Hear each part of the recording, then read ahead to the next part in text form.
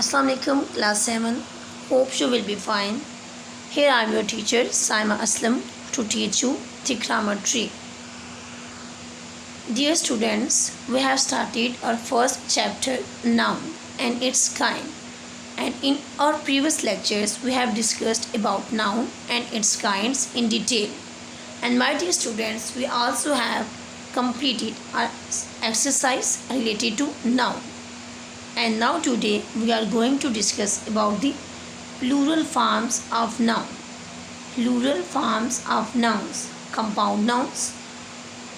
Students next जो हमारा आज का टॉपिक है, इसमें हम कंपाउंड नाउन्स और plural nouns, plural form of nouns means compound nouns के बारे में हम पढ़ेंगे कि कंपाउंड नाउन्स के हम प्लूरल फॉर्म्स कैसे बना सकते हैं, या हमारे पास नाउन कौन सी कैटेगरी के आ रहे हैं, मीन नाउन जो सिंगुलर हैं वो कैसे यूज़ हो रहे हैं और नाउन जो प्लूरल हैं वो कैसे यूज़ हो रहे हैं. So let's start our topic. Plurals of compound noun can be formed by adding an s at the end, mean spoonful, spoonfuls, vice chancellors, man-or's, round-ups, break-ins, forget-me-nots. Rule number 2. By adding an s to the head noun, sons-in-law, commanders-in-chief, girls in charge. Rule number 3. By adding an s to the head noun with the preposition passers-by, hangers-on, runners-up, lookers-on. Rule number 4. By using the plural form for both the parts, women, writers. Next student है जी exceptions. Noun always singular. यहाँ पे कुछ ऐसे noun हमें दिए गए हैं जो कि हमेशा सिंगुलर ही इस्तेमाल होते हैं. For example furniture, evidence, coil, clay, equipment, clothing, information, cotton, milk, baggage, money, knowledge, jewellery, luggage, kindness, staff, homework, bread, butter, wood. Noun always plural. Second point is noun always plural, वो noun जो हमेशा plural form में इस्तेमाल होते हैं.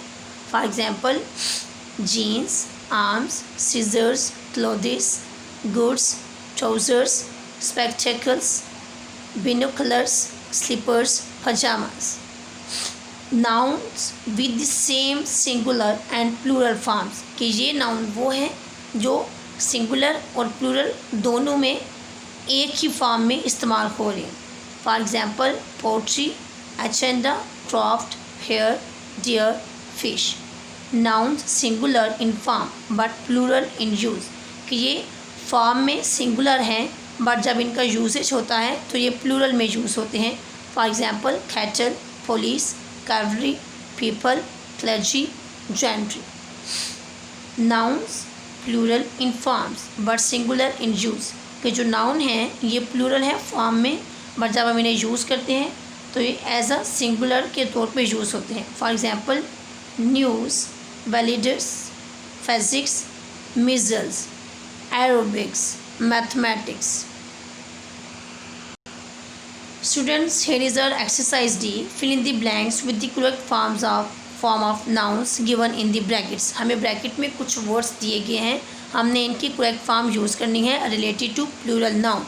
हमने ऊपर plural noun के बारे में डिटेल में डिस्कस किया है कि कौन से नाउन हैं जो हमेशा सिंगुलर के तौर पे यूज़ हो रहे हैं और कुछ नाउन हैं जो हमेशा एज प्लूरल यूज़ हो रहे हैं, और कुछ नाउन वो हैं जो सिंगुलर और प्लूरल दोनों फॉर्म्स में इस्तेमाल हो रहे हैं, और कुछ नाउन फॉर्म में सिंगुलर हैं बट यूज़ उनका प्लूरल होता है, और कुछ नाउन फॉर्म में प्लूरल हैं बट उनका यूजेज एज सिंगुलर नाउन के होता है.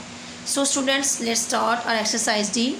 The 2 students stayed in the hostel for 2.5 year. Bracket में वर्ड हमें गिवन है year and its true form is, correct form is years. Sentence number 2. One of his tooth was decaying at an alarming rate. Tooth and its correct form is teeth. Sentence number 3. The culprit turned out to be a wolf in sheep's dash clothing, and its true form is also clothing. Sentence number 4. Both her dash foot were injured while playing hockey, and foot's true form is feet. Sentence number 5. The chief of all the organizations met at the venue. Chief का आएगा जी chiefs. Sentence number 6. They both have such hectic schedule. Here the word schedules, correct form is schedules. Sentence number 7. I have lost my new scissor. Scissors correct form is scissors. Main के scissor की जो हमेशा हमारे पास noun form use हो रही है वो scissors है. Sentence number 8. They have sold off all their old furniture, and furniture is also used in singular form, furniture. Next verse, sentence number 9 is the clerk at the desk gave me all the information I needed. Information is and its correct form is information, and it is also used here as singular. I could not drink the tea as there were too much sugar in it, and sugar's correct form is sugar here also. Next students हमारे पास exercise number ई है. Let's revise. हमने इसको revise करना है जो हमने nouns और plural form of nouns के बारे में पेज नंबर 4 पे रीड आउट किया है. आपने इसको डिटेल में दोबारा एक बार रीड आउट करना है, और इन तमाम रूल्स की हेल्प से आपने अपनी एक्सरसाइज नंबर ई को सॉल्व करना है अपनी बुक पे ही. इन तमाम रूल्स को 2 से 3 बार दोबारा रीड आउट करें, इन्हें समझें, अंडरस्टैंड करें, और उसके बाद आपने इन दिए गए तमाम वर्ड की सिंगुलर अगर हैं तो इनके प्लूरल फॉर्म से आपने इन तमाम ब्लैंक्स को कंप्लीट करना है.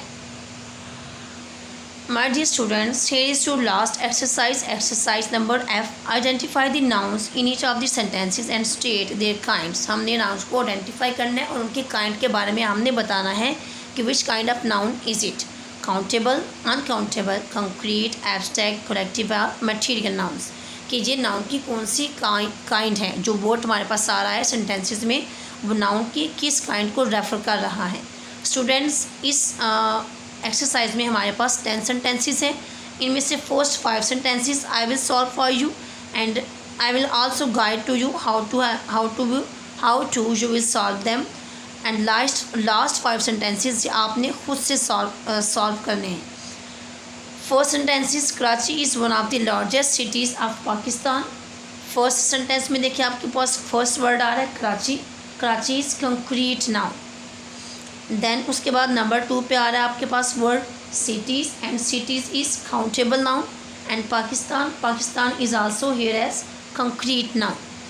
नेक्स्ट हमारे पास आगे आ रहा है जी sentence number 2. Nail is planning to paint his table with red paint. Nail is name of a person, is noun here as concrete noun. Planning to paint his table. Table is countable noun, and paint is uncountable noun.